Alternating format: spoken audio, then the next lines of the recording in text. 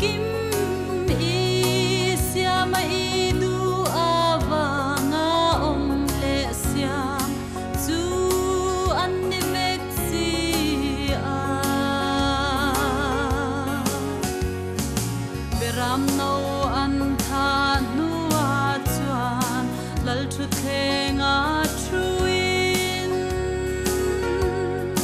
he ko bel ro hia rel do nangel var ten nanti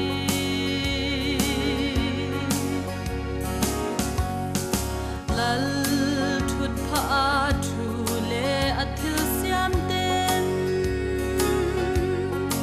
beram no ne na chuan mal som na te choi moi na te ro pui na te le ro rel na te chu chatuanin lo om photo ro se an ti chu ka ria thil nung pali te chuan beram no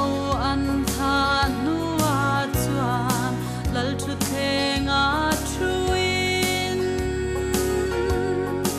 he ko bel ro hia rel do nangel var ten nanti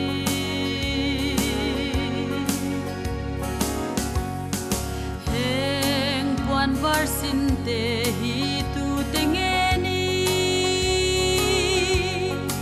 khoi atanga lo kal nge an ni ti in min bia ke chuan an he na i ria ka lo